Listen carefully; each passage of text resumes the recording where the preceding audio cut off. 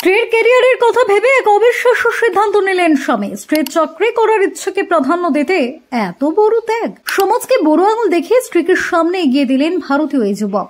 জানেন স্ত্রীর জন্য কি আত্মত্যাগ করেছেন তিনি? ওই দম্পতির গল্প শুনলে আপনিও অনুপ্রাণিত হবেন।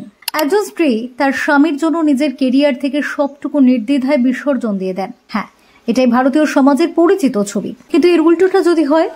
এবার এই উল্টোটাই করে দেখালেন এক ভারতীয় যুবক।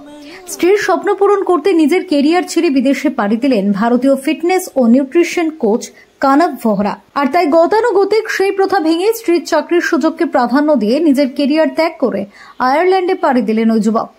সম্প্রতি একটি ইনস্টাগ্রাম পোস্টে কানভ জানান তার স্ত্রী ডাবলিনে একটি স্বপ্নের চাকরি পেয়েছেন, আর সেই স্বপ্নকে বাস্তব রূপ দিতে তিনি স্ত্রীর সঙ্গে আয়ারল্যান্ডে চলে যাওয়ার সিদ্ধান্ত নেন।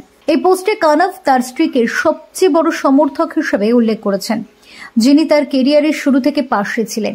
তিনি লেখেন, আমার সবচেয়ে বড় সমর্থক যিনি পাশে ছিলেন যখন গেট ফিট উইথ কানভ শুধুই স্বপ্নের পর্যায়ে ছিল, কোনো বিস্তারিত পরিকল্পনা ছিল না। তোমার সঙ্গে এই জীবনটা দারুণ। একসঙ্গে হাসাহাসি থেকে শুরু করে ডেজার্ট নিয়ে ঝগড়া, উত্থান পতনে একে অপরকে সামলানো আর ছোট ছোট জিনিসে আনন্দ খোঁজা। আমরা একসঙ্গে অনেক বিশেষ স্মৃতি গড়ে তুলেছি। তোমাকে ছাড়া এই যাত্রা ভাবাই যায় না। শুভ দ্বিতীয় বিবাহ বার্ষিকী। আমার গল্পের সবচেয়ে সুন্দর অংশ তুমি। কানভের এই ব্যতিক্রমী সিদ্ধান্ত দেখে নেটিজেনরা প্রশংসায় ভরিয়ে দিয়েছেন। একজন কমেন্ট করেছেন, আমার স্বামীও এইরকম। আমি যখন আয়ারল্যান্ডে আছি আর উনি শীঘ্রই ভারত থেকে চলে আসবেন।